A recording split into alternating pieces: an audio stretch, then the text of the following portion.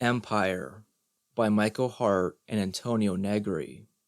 Part 3. Passages of Production. Section 3.1. The Limits of Imperialism. Quote, "The world is nearly all parceled out, and what there is left of it is being divided up, conquered, and colonized. To think of these stars that you see overhead at night, these vast worlds which we can never reach. I would annex the planets if I could. I often think of that. It makes me sad to see them so clear and yet so far." End quote, by Cecil Rhodes. For a large portion of the 20th century, the critique of imperialism has been among the most active and urgent arenas of Marxist theory. Many of these arguments are today certainly outdated, and the situation they refer to is utterly transformed. This does not mean, however, that we have nothing to learn from them. These critiques of imperialism can help us understand the passage from imperialism to empire, because in certain respects they anticipated that passage. One of the central arguments of the tradition of Marxist thinking on imperialism is that there is an intrinsic relation between capitalism and expansion, and that capitalist expansion inevitably takes the political form of imperialism. Marx himself wrote very little about imperialism, but his analyses of capitalist expansion are essential to the entire tradition of critique. What Marx explained most clearly is that capital constantly operates through a reconfiguration of the boundaries of the inside and the outside.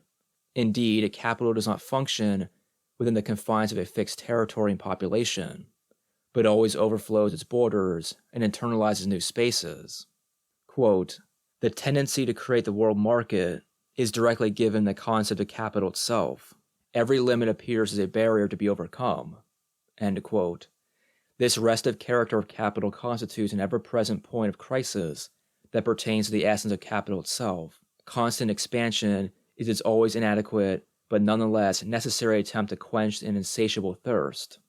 We do not mean to suggest that this crisis and these barriers will necessarily lead capital to collapse. On the contrary, as it is for modernity as a whole, crisis is for capital a nominal condition that indicates not its end, but its tendency and mode of operation. Capital's construction of imperialism and its move beyond it are both given in the complex play between limits and barriers. The need for an outside. Marx analyzes capital's constant need for expansion first by focusing on the process of realization, and thus on the unequal quantitative relationship between the worker as producer and the worker as consumer of commodities. The problem of realization is one of the factors that drives capital beyond its boundaries and poses a tendency toward the world market. In order to understand the problem, we have to start from exploitation. To begin with, we read in the Grundrisse, quote, "Capital forces the workers beyond necessary labor to surplus labor. Only in this way does it realize itself and create surplus value." End quote. The wage of the worker, corresponding to necessary labor, must be less than the total value produced by the worker. Their surplus value, however, must find an adequate market in order to be realized. Since each worker must produce more value than he or she consumes, the demand of the worker as consumer can never be an adequate demand for the surplus value. In a closed system, the capitalist production and exchange process is thus defined by a series of barriers. Quote, "Capital then posits necessary labor time as a barrier to the exchange value of living labor capacity. Surplus labor time is a barrier to necessary labor time, and surplus value is a barrier to surplus labor time." End quote from the Grundrisse. All these barriers flow from a single barrier defined by the unequal relationship between the worker as producer and the worker as consumer.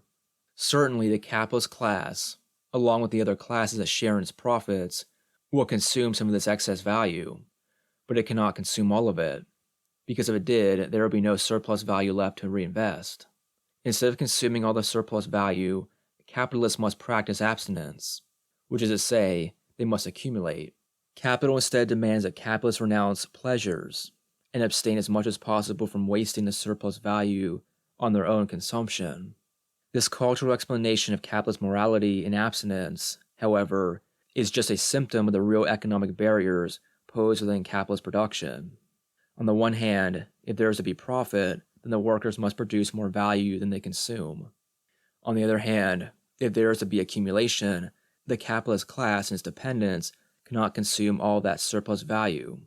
If the working class, together with the capitalist class and its dependents, cannot form an adequate market and buy all the commodities produced, then even though exploitation has taken place and surplus value has been extracted, that value cannot be realized.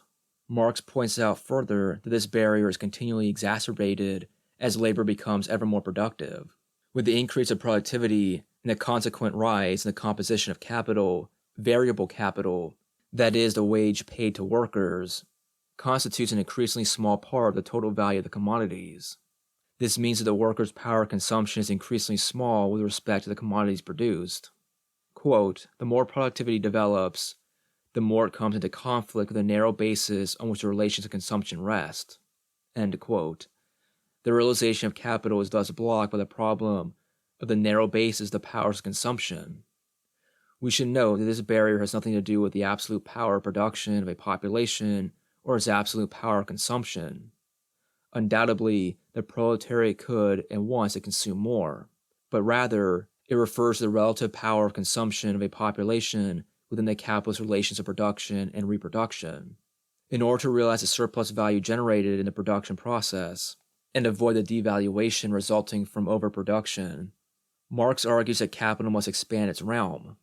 Quote, a precondition of production based on capital is therefore the production of a constantly widening sphere of circulation, whether the sphere itself is directly expanded or whether more points within it are created as points of production. End quote. Expanding the sphere of circulation can be accomplished by intensifying existing markets within the capitalist sphere through new needs and wants. The quantity of the wage available to workers for spending and the capitalist's need to accumulate pose a rigid barrier to this expansion. Alternatively, additional consumers can be created by drafting new populations into the capitalist relationship, but this cannot stabilize the basically unequal relationship between supply and demand, between the value created and the value that can be consumed by the population of proletarians and capitalists involved. On the contrary, new proletarians will themselves always be an inadequate market for the value of what they produce, and thus they will always only reproduce the problem on a larger scale. The only effective solution is for capital to look outside itself and discover non-capitalist markets in which to exchange the commodities and realize their value. Expansion of the sphere of circulation outside the capitalist realm displaces the destabilizing inequality. Rosa Luxemburg developed Marx's analysis of the problem of realization, but she changed the inflection of that analysis. Luxemburg cast the fact that outside consumers, qua other than capitalists, are really essential in order for capital to realize its surplus value as an indication of capital's dependence on its outside. Capital is, quote, the first mode of economy which is unable to exist by itself, which needs other economic systems as a medium and a soil, end quote. Capital is an organism that cannot sustain itself without constantly looking beyond its boundaries, feeding off its external environment. Its outside is essential. Perhaps this need to constantly expand its sphere of control is the sickness of European capital, but perhaps it is also the motive that drove Europe to the position of world dominance in the modern era. Perhaps then the merit of the West, confined as it was on its narrow Cape of Asia, Fernand Braudel supposes, was to have needed the world, to have needed to venture outside its own front door. Capital from its inception tends toward being a world power, or really, the world power. Internalizing the outside. Capital expands not only to meet the needs of realization and find new markets, but also to satisfy the requirements of the subsequent moment in the cycle of accumulation, that is, the process of capitalization. After surplus value has been realized in the form of money, through intensified markets in the capitalist domain and through reliance on non-capitalist markets, that realized surplus value must be reinvested in production, that is, turned back into capital. The capitalization of realized surplus value requires that for the subsequent cycle of production, the capitalist will have to secure for purchase additional supplies of constant capital, raw materials, machinery, and so forth, and additional variable capital, that is, labor power, and eventually in turn this will require an even greater extension of the market for further realization. The search for additional constant capital, in particular more and newer materials, drives capital towards a kind of imperialism characterized by pillage and theft. Capital, Rosa Luxemburg asserts, quote, ransacks the whole world. It procures its means of production from all corners of the earth, seizing them, if necessary by force, from all levels of civilization and from all forms of society. It becomes necessary for capital progressively to dispose ever more fully of the whole world, to acquire an unlimited choice of means of production with regard to both quality and quantity, so as to find productive employment for the surplus value it has realized. End quote. In the acquisition of additional means of production, capital does relate to and rely on its non-capitalist environment, but it does not internalize that environment, or rather, it does not necessarily make that environment capitalist. The outside remains outside. For example, gold and diamonds can be extracted from Peru and South Africa, or sugarcane from Jamaica and Java perfectly well, while those societies and their production continue to function through non-capitalist relations. The acquisition of additional variable capital, the engagement of new labor power, and creation of proletarians, by contrast, implies a capitalist imperialism. Extending the working day of existing workers in the capitalist domain can, of course, create additional labor power, but there is a limit to this increase. For the remainder of this new labor power, capital must continue to create and engage new proletarians among non-capitalist groups and countries.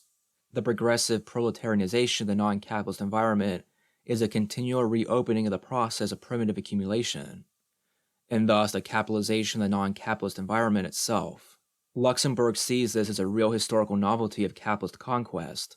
Quote, all conquerors pursued the aim of dominating and exploiting the country, but none was interested in robbing the people of their productive forces and in destroying their social organization.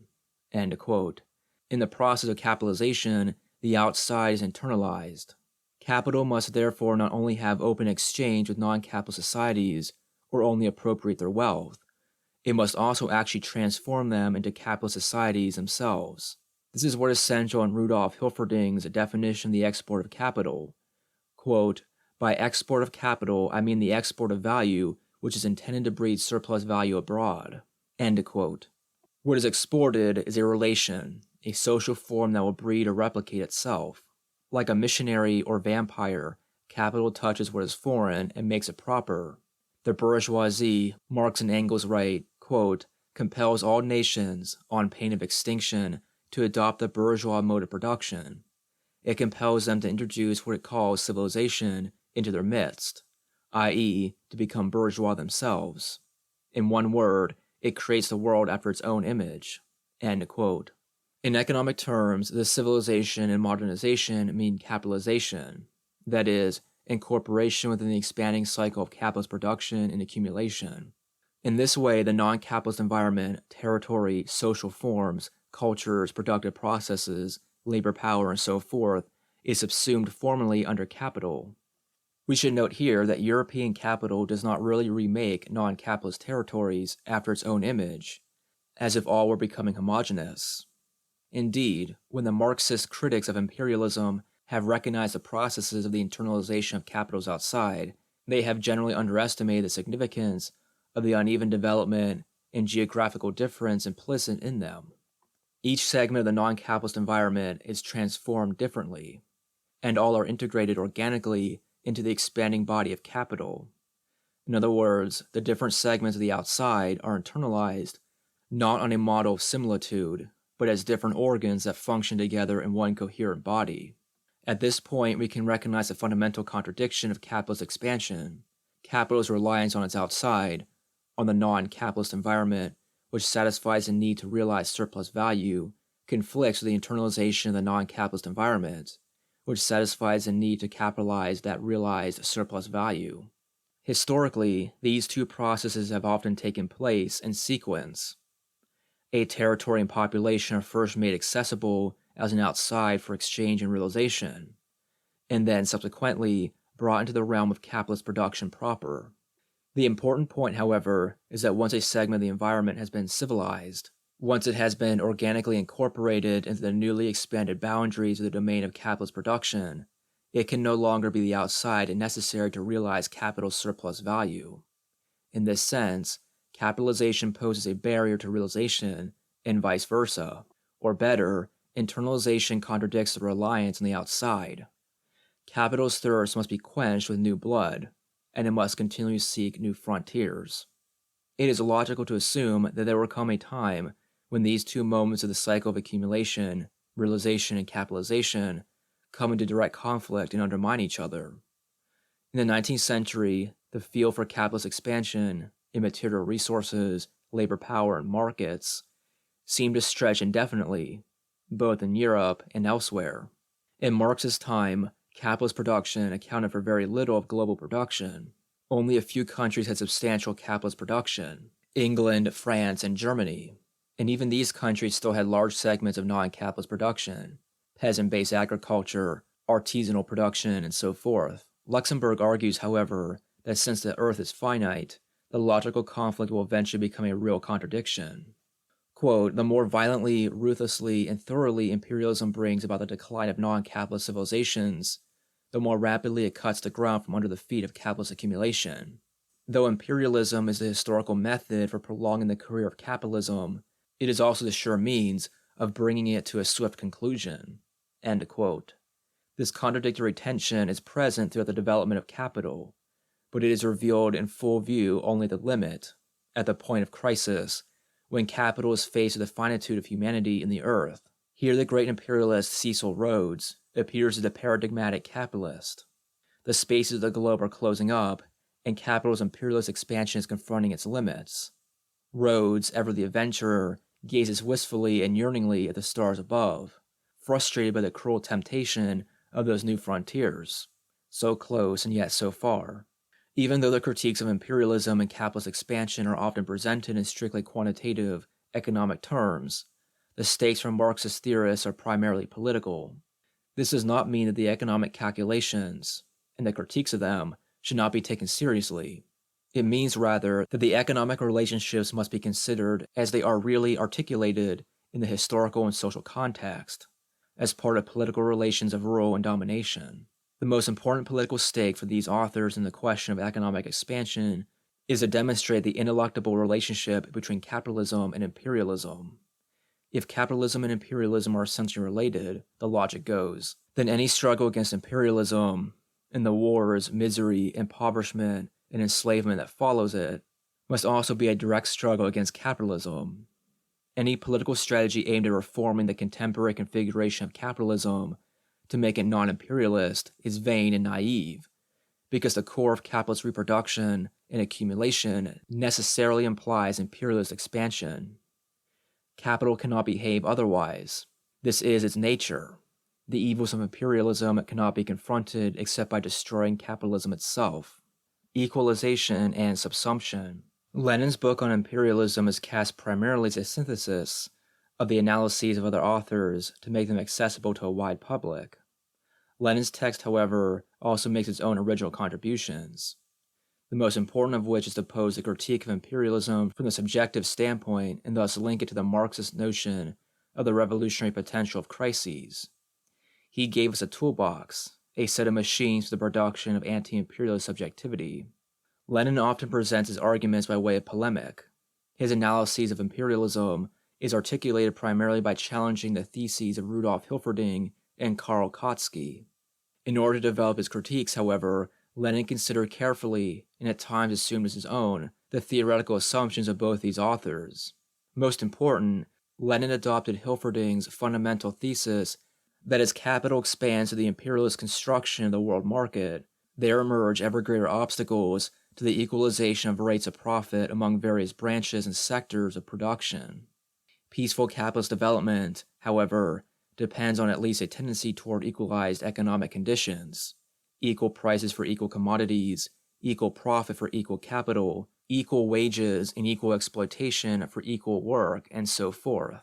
Hilferding recognized that imperialism, which structures the nations and territories of capitalist development in an ever more rigid way and assigns authority to national monopolies, impedes the formation of an equalized rate of profit, and thus undermines the possibility for a successful capitalist mediation of international development. In effect, the domination and division of the world market by monopolies had made the process of equalization virtually impossible. Only if the national central banks were to intervene, or better, if a unified international bank were to intervene, could this contradiction, which portends both trade wars and fighting wars, be equalized and placated.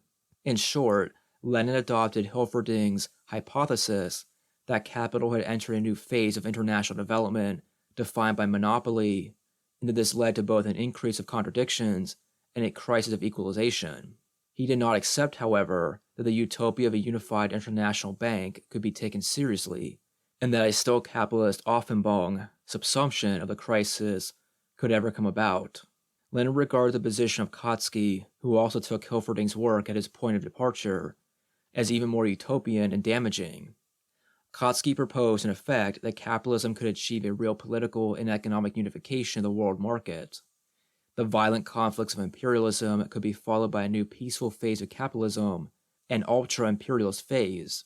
The magnates of capital could unite in a single world trust, substituting an international united finance capital for the competition and struggle between nationally based finance capitals. We can thus imagine a phase in the future, he claimed, in which capital achieves a peaceful subsumption and resolution, in which not a unified bank, but market forces and monopolies more or less regulated by states could succeed somehow in determining the global equalization of the rate of profit. Lenin agreed with Kautsky's basic thesis that there is a trend in capitalist development toward the international cooperation of the various national finance capitals, and possibly toward the construction of a single world trust. What he objected to so strongly was the fact that Kautsky used this vision of a peaceful future to negate the dynamics of the present reality. Lenin thus denounced his profoundly reactionary desire to blunt the contradictions of the present situation. Rather than waiting for some peaceful ultra-imperialism to arrive in the future, revolutionaries should act now on the contradictions posed by capital's present imperialist organization. Thus, while generally adopting these authors' analytical propositions, Lenin rejected their political positions. Although he fundamentally agreed with Hilferding's analysis of the tendency toward a world market dominated by monopolies, he denied that such a system was already in effect, in such a way that it could mediate and equalize the rate of profit. He denied this not so much theoretically as politically. Lenin maintained that capitalist development in the monopoly phase would be plagued by a series of contradictions and that communists had to act on them. It was a responsibility of the workers' movement to oppose every capitalist attempt at organizing an effective equalization of imperialist rates of profit, and it was a task of the Revolutionary Party to intervene and deepen the objective contradictions of development. What had to be avoided most was the realization of the tendency toward ultra-imperialism, which would monstrously increase the power of capital and take away for a long period to come the possibility of struggles in the most contradictory and thus weakest links in the chain of domination. Lenin writes, either as hope or as a prediction, quote, "This development proceeds in such circumstances, at such a pace, through such contradictions, conflicts, and upheavals, not only economic but political, national, etc., that inevitably imperialism will burst and capitalism will be transformed into its opposite long before one world trust materializes, before the ultra-imperialist worldwide amalgamation of national finance capitals takes place." End quote. Lenin's logical démarche here between analytical propositions and political positions was certainly tortuous. Nevertheless, his reasoning was very effective from the subjective point of view. As Ilya Babel says, Lenin's thought ran along the mysterious curve of the straight line that carried the analysis of the reality of the working class to the necessity of its political organization. Lenin recognized the untimely element of the definition of imperialism and grasped, in the subjective practices of the working class, not only the potential obstacles to the linear solution to the crises of capitalist realization, which Luxemburg emphasized too, but also the existing and concrete possibility that these practices, struggles, insurrections, and revolutions could destroy imperialism itself. In this sense, Lenin took the critique of imperialism from theory to practice. From imperialism to empire. One of the most remarkable aspects of Lenin's analysis is his critique of imperialism as a political concept. Lenin brought together the problematic of modern sovereignty and that of capitalist development under the lens of one unified critique, and by weaving together the different lines of critique, he was able to glimpse beyond modernity. In other words, through his political re-elaboration of the concept of imperialism, Lenin, more than any other Marxist, was able to anticipate the passage to a new phase of capital beyond imperialism and identify the place, or really the non-place, of emerging imperial sovereignty. When Lenin studied imperialism, he focused his attention not only on the work of the various recent Marxist authors, but also further back to the work of John Hobson and his bourgeois populist version of the Critique of Imperialism. Lenin learned a great deal from Hobson, which, incidentally, he could have learned equally well from the German, French, or Italian populist theorists of imperialism. In particular, he learned that the modern European nation-states use imperialism to transfer outside their own borders the political contradictions that arise within each single country. The nation-state asks imperialism to resolve, or really displace, class struggle and its destabilizing effects. Cecil Rhodes expressed the essence of this function of imperialism most clearly. Quote, "My cherished idea is a solution for the social problem, i.e., in order to save the 40 million inhabitants of the United Kingdom from a bloody civil war, we colonial statesmen must acquire new lands to settle the surplus population, to provide new markets for the goods produced by them in the factories and mines. The empire, as I have always said, is a bread and butter question. If you want to avoid civil war, you must become imperialists." End quote. Through imperialism, the modern state exports class struggle and civil war in order to preserve order and sovereignty at home. Lenin saw imperialism as a structural stage in the evolution of the modern state. He imagined a necessary and linear historical progression from the first forms of the modern European state to the nation-state and then to the imperialist state. At each stage in this development, the state had to invent new means of constructing popular consensus, and thus the imperialist state had to find a way to incorporate the multitude and its spontaneous forms of class struggle within its ideological state structures. It had to transform the multitude into a people. This analysis is the initial political articulation of the concept of hegemony that would later become central to Gramsci's thought. Lenin thus interpreted imperialist populism as simply another variant of the proposition of sovereignty as a solution for the crisis of modernity. On the basis of this interpretation of imperialism as a hegemonic element of sovereignty, Lenin could account for the structuring effects and totalitarian consequences of imperialist politics. He understood with great clarity the centripetal dynamic of imperialism that progressively undermined the distinction between the inside and the outside of capitalist development. The standpoint of Luxemburg's critique of imperialism was rooted in the outside, that is, in the resistances that could reorganize the non-capitalist use values of the multitude in both the dominant and the subordinate countries. From Lenin's perspective, however, that standpoint and that strategy are not tenable. The structural transformations imposed by imperialist politics tend to eliminate any possibility of being outside, in neither the dominant or the subordinate countries. The standpoint of critique had to be located not outside, but within the crisis of modern sovereignty. Lenin believed that with World War I, in which the imperialist stage of modern sovereignty had led directly to mortal conflict among nation-states, the point of crisis had arrived. Lenin recognized finally that, although imperialism and the monopoly phase were indeed expressions of the global expansion of capital, the imperialist practices and the colonial administrations, through which they were often pursued, had come to be obstacles to the further development of capital.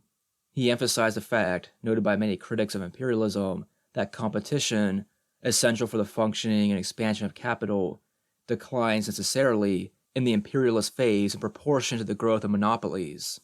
Imperialism, with its trade exclusives and protective tariffs, its national and colonial territories, is continually posing and reinforcing fixed boundaries, blocking or channeling economic, social, and cultural flows.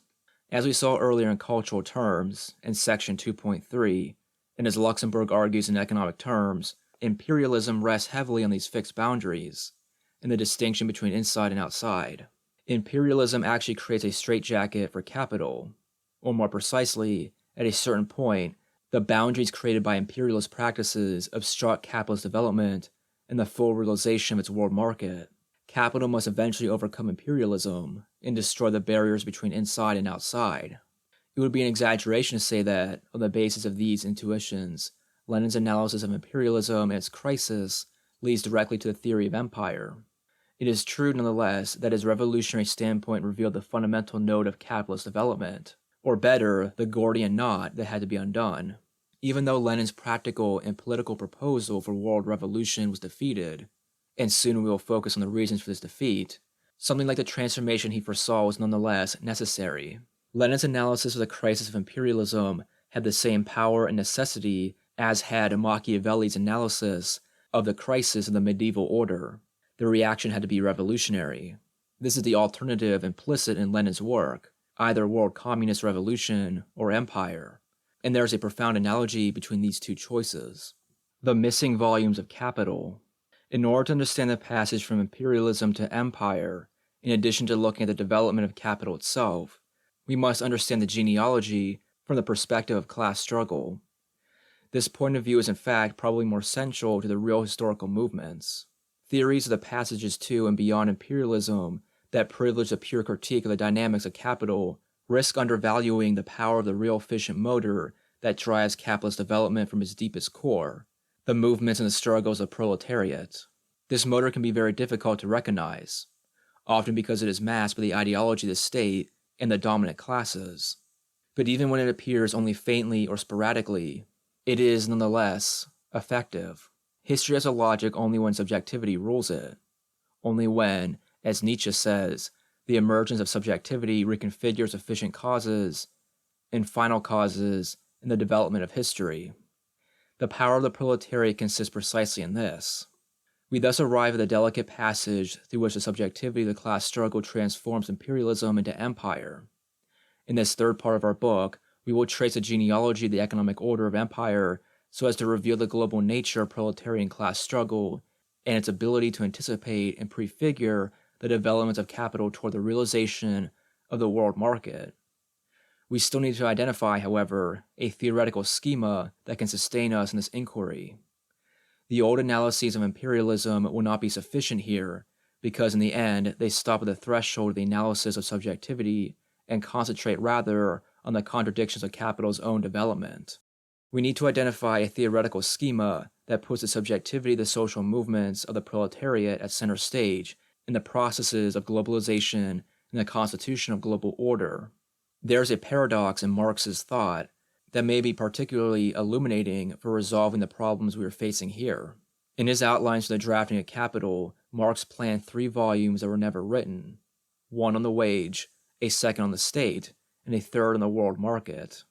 One could say that the content of the volume on the wage, insofar as it was really to be a volume on wage earners, was in part contained in Marx's political and historical writings, such as the 18th Brumaire, the class struggles in France, and the writings on the Paris Commune. The situation of the volumes in the state and the world market, however, is completely different. Marx's various notes on these questions are scattered and entirely insufficient. Not even outlines of these volumes exist.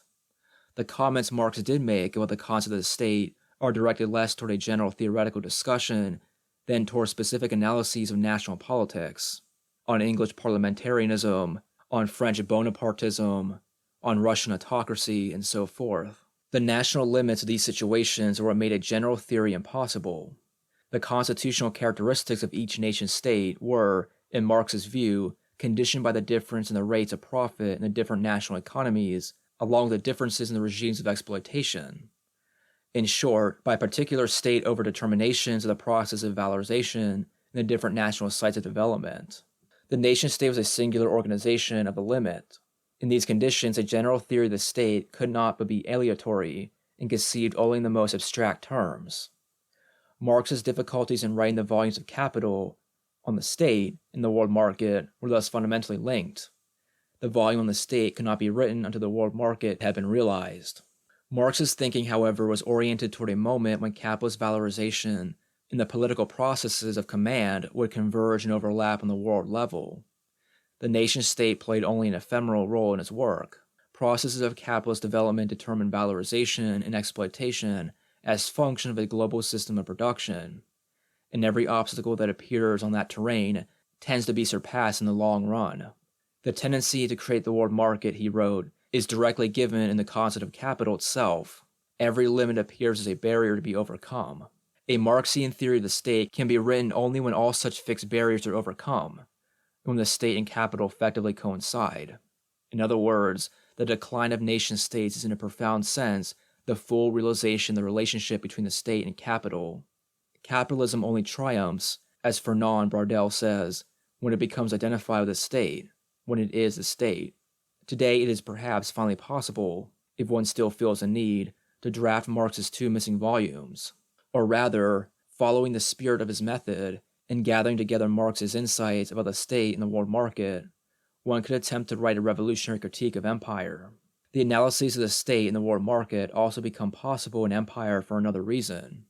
Because at this point in development, class struggle acts without limit on the organization of power.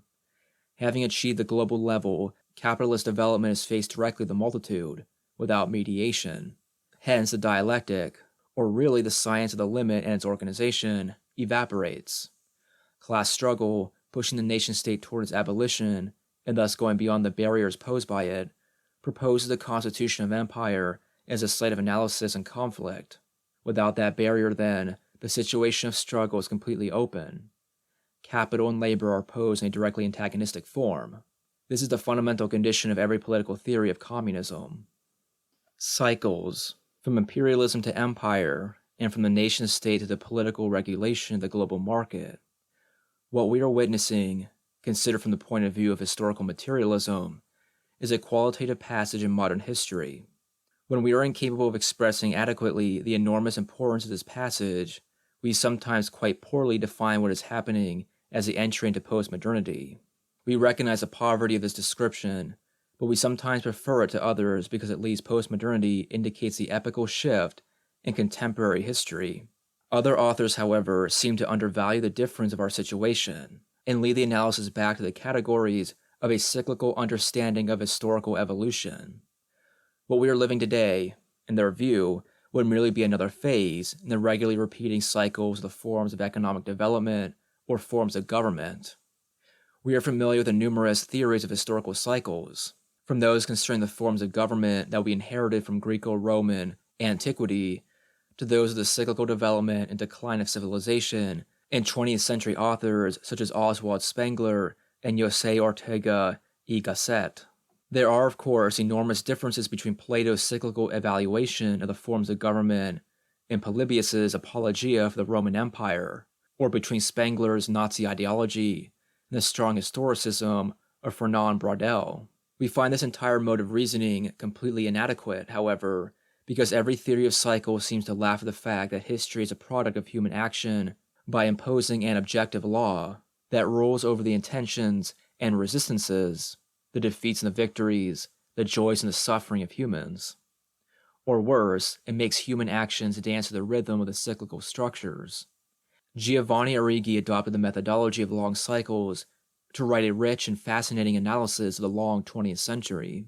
The book is focused primarily on understanding how the crisis of United States hegemony and accumulation in the 1970s, indicated, for example, by the decoupling of the dollar from the gold standard in 1971, and by the defeat of the U.S. military in Vietnam, is a fundamental turning point in the history of world capitalism. In order to approach the contemporary passage, however, Arrighi believes that we need to step back and situate this crisis in a long history of cycles of capitalist accumulation.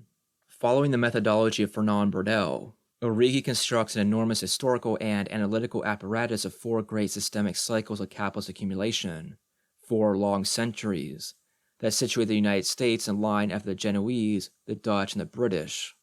This historical perspective leads Arrighi to demonstrate how everything returns, or specifically how capitalism always returns. The crisis of the 1970s, then, is really nothing new. What is happening to the capitalist system led by the United States today happened to the British 100 years ago, to the Dutch before them, and earlier to the Genoese. The crisis indicated a passage, which is the turning point in every systemic cycle of accumulation, from a first phase of material expansion, investment and production, to a second phase of financial expansion, including speculation. This passage toward financial expansion, which Arrighi claims has characterized the U.S. economy since the early 1980s, always has an autumnal character. It signals the end of a cycle. It indicates specifically the end of U.S. hegemony over the world capitalist system, because the end of each long cycle always indicates a geographical shift of the epicenter of systemic processes of capital accumulation. Shifts of this kind, he writes, quote, have occurred in all the crises and financial expansions that have marked the transition from one systemic cycle of accumulation to another. End quote. Arrighi claims that the United States has passed the torch to Japan to lead the next long cycle of capitalist accumulation. We are not interested in discussing whether or not Arrighi is right to advance this hypothesis about the decline of the United States and the rise of Japan. What concerns us more is that in the context of Arrighi's cyclical argument, it is impossible to recognize a rupture of the system, a paradigm shift, an event. Instead, everything must always return, and the history of capitalism thus becomes the eternal return of the same. In the end, such a cyclical analysis masks the motor of the process of crisis and restructuring, even though Arrighi himself has done extensive research on working class conditions and movements throughout the world.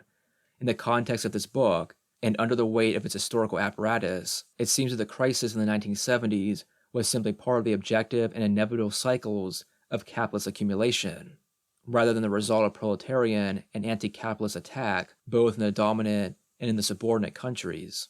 The accumulation of these struggles was the motor of the crisis, and they determined the terms and nature of capitalist restructuring.